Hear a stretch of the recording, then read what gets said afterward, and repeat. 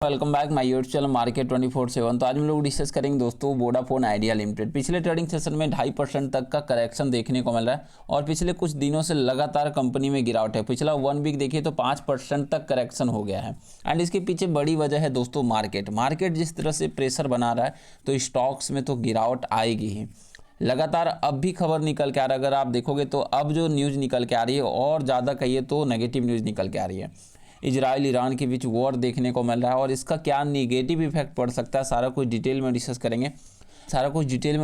आगे बढ़ने से पहले प्लीज़ चैनल को सब्सक्राइब कीजिएगा एंड वीडियो को लाइक करना ना भूलिएगा। पिछला 1 वीक 5% की गिरावट में है। पिछला 1 मंथ की बात करें 7% की तेजी है। टू डेट में 9% गिरावट। एक साल में एक अच्छी खासी तेजी कंपनी ने दिखाई जब से कहिए तो यहाँ पर सरकार की एंट्री हुई। देन काफ़ी अच्छी सब खबर निकल के आए। पिछले 3 साल में 57% और पिछले 5 सालों में 6% तक की गिरावट देखने को मिली और एजीआर पे राहत मिली तो थोड़ा और अच्छा खासा पॉजिटिव मूवमेंट बना। बाकी ट्रेड वॉल्यूम 38 करोड़ के आंकड़े, ट्रेड वैल्यू 411 करोड़। मार्केट के लगातार नीचे जा रहा है। 1,14,000 करोड़। डिलीवरी की बात करें तो समथिंग यहाँ पर 38% के आसपास डिलीवरी भी देखने को मिली। देखिए सबसे पहले बड़ी खबर की बात कर ले तो वोडाफोन आइडिया शेयर के 45,000 करोड़ का प्लान भी नहीं दिला पाएगा मार्केट शेयर। HSBC की बड़ी चेतावनी। मतलब कि जो कंपनी का प्लान है कि 45,000 करोड़ कंपनी खर्च करेगी और आगे चलकर बड़ी बड़ी कंपनी को टक्कर देगी, कंपनी का प्रॉफिट बढ़ेगा। तो यहाँ पर एक एक्सपर्ट का यहाँ पे जो बयान निकल गया कि देखिए HSBC रिपोर्ट के मुताबिक दोस्तों कंपनी अगले 3 से 4 साल में 45,000 करोड़ का कैपेक्स प्लान मंजूरी बाजार में मजबूत वापसी के लिए काफ़ी नहीं होगा। एंड रिपोर्ट कहती है कि जियो और एयरटेल की तुलना में एक बहुत कम निवेश है और जिससे VI के मार्केट का शेयर बढ़ना मुश्किल होगा। हालांकि निवेश ग्राहक गिरावट को रोकने और मौजूदा स्थिति को स्थिर रखने में मदद कर सकता है। मतलब कि कहने का मतलब कि अगर देखिए निवेश तो बहुत कम है जियो एयरटेल के मुकाबले, ये बात भी सही है, बट आने वाले टाइम में VI के लिए मार्केट शेयर बढ़ना मुश्किल होगा। लेकिन ये ग्राहक का जो गिरावट है, सब्सक्रिप्शन कम हो रहा है, इसको रोक सकता है। इसके बाद भी अगर आप देखोगे तो यहाँ पे जो खबर निकल गया है कि वोडाफोन आइडिया के शेयर में गिरावट क्या VI जियो एयरटेल के दबदबे के बीच टिक पाएगी, ब्रोकरेज फर्म क्या कहना है। देखिए वोडाफोन आइडिया ने बाजार हिस्सेदारी में गिरावट दर्ज की। अगर आप देखो तो सेल्स ने बताया कि वोडाफोन आइडिया ने तिमाही दर तिमाही पर दोस्तों बाजार हिस्सेदारी में लगभग 25 आधार अंकों की गिरावट दर्ज की, जिससे हिस्सेदारी घटकर 13.1% हो गई। और क्योंकि प्रतिस्पर्धी तीव्रता और प्रतिस्पर्धियों द्वारा किए गए नेटवर्क निवेश संबंधी के प्रदर्शन में लगातार दबाव देखने को मिल रहा है।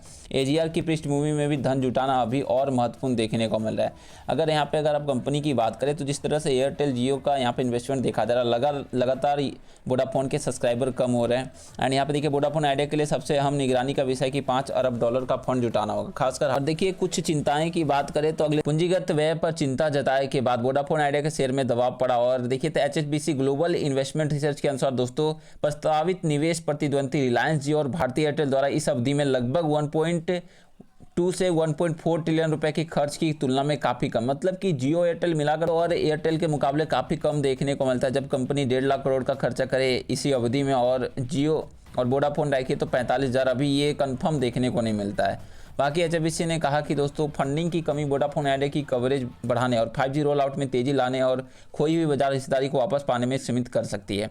मतलब कि अगर ये फंडिंग मिलता है तो एक पॉजिटिव खबर होगा कंपनी के लिए, बट उतना भी पॉजिटिव नहीं होगा। दीर्घकालीन दायित्व कर्ज और बढ़ा देते हैं। अगर आप देखिए तो फर्म का कहना है, ब्रोकरेज फर्म का, कि वोडाफोन आइडिया को 2030 तक स्पेक्ट्रम नवीनीकरण का सामना करना पड़ेगा, जिससे अतिरिक्त पूंजी निवेश की आवश्यकता होगी। और HSBC ने कहा कि इसलिए हमारा मानना है कि VI डेटा मोनेटाइजेशन को बेहतर बनाने की टैरिफ बढ़ाने के लिए अन्य उद्योग कंपनी के साथ रणनीति रूप से जुड़ी है। तो आगे चलकर कहिए तो फिर से स्पेक्ट्रम आएगा, कंपनी को न्यू लेना पड़ेगा, जिससे और पैसा लगेगा। तो कहीं ना कहीं एक तरह से दबाव में तो है और आने वाले टाइम भी इसका मुश्किल बड़ा ही होने वाला है।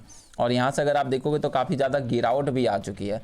अब देखिए मंडे को यहाँ पे क्या हो सकता है। तो अब जो खबर निकल के आ रही है कि देखिए अमेरिका और इजराइल और ईरान युद्ध की बात कर लें तो यहाँ पे देखिए लगातार खबर निकल के आ ही रही है और विशेषज्ञों का अनुमान है कि सोमवार को भारतीय सूचकांक में भारी गिरावट देखने को मिलेगी। अगर इंडिया का बाजार गिरता है तो दोस्तों स्टॉक्स नहीं बचते हैं, स्टॉक्स में गिरावट होगी। कोई भी सेक्टर हो, मंडे को गिरावट देखने को मिलेगी। सुरक्षित कौन है तो दोस्तों निवेशकों की मांग से सोने चांदी में कीमत में उछाल देखने को मिलेगी। जिसके पास भी इन्वेस्टमेंट है गोल्ड में तो आगे चलकर गोल्ड बेहतर करता हुआ निकल के आएगा, ध्यान रखेगा। तो इसलिए मंडे को बड़ा विस्फोट होने वाला है और ज़बरदस्त गिरावट भी देखने को मिलेगी। यहाँ पर देखिए तो आगे जो अपडेट निकल के आ रहा है कि जिस तरह से जनवरी के आंकड़े देखने को मिला, जिस तरह से खरीदारी हो रहा है, काफ़ी ज़बरदस्त आंकड़े या कोटक के द्वारा कोटक की ज़बरदस्त एंट्री देखने को मिल रही है। 100 करोड़ शेयर यहाँ पर खरीदारी करते हुए निकल गए, 100 करोड़। देन आईसीसी कुछ फंड के द्वारा एसबीआई आदित्य एलवीएसएस भी खुआली हुई है, बाकी टाटा के द्वारा खरीदारी, एचडीएफसी ये सब कुछ खरीदारी करते हुए देखने को मिले। तो देखिए म्यूचुअल फंड का खरीदारी करना कहीं न कहीं बेहतर होता है, या वो फ्रैंकलिन हो, मोतीलाल हो, देखिए खरीदारी की है और बहुत कम के द्वारा भी क्वाली है, लेकिन ज़्यादातर इसमें जियो ब्लैक रॉक की भी एंट्री हुई है। देखिए तो 39 लाख शेयर खरीदारी करते हुए निकल गए, तो काफ़ी अच्छे आंकड़े देखने को मिल रहे हैं, जो कि एक पॉजिटिव साइन दिखा रहा है। बाकी अब आने वाले टाइम में ध्यान रखिएगा, मंडे को करेक्शन हो गया और कुछ दिनों तक और गिरावट देखने को मिल सकती है, तो अभी बिल्कुल संभल के रहने की ज़रूरत है मार्केट में। बाकी आगे आपको, और अभी ग्लोबल लेवल पे सिचुएशन काफ़ी ज़्यादा ख़राब है, तो उम्मीद कर सकते हैं कि और ज़्यादा भी आपको गिरावट देखने को मिल सकती है। और यहाँ से आपको कंपनी अभी जो लगभग 11 रुपये के आसपास है, तो हो सकता है कंपनी आपको 10 रुपये के आसपास भी जाती हुई निकल के आ सकती है। 10 का सपोर्ट है, 1040 का भी सपोर्ट देखने को मिलता है। यहाँ से 11.10 का अगर कंपनी इससे निकल जाती तो आगे चलकर कुछ बेहतर करते हुए निकल के। बाकी आगे जैसे और खबर आता है आप तक जरूर पहुँचेगा। चलिए मिलता है नेक्स्ट वीडियो में। Thanks for watching. जय हिंद जय Bharat. Please share, subscribe and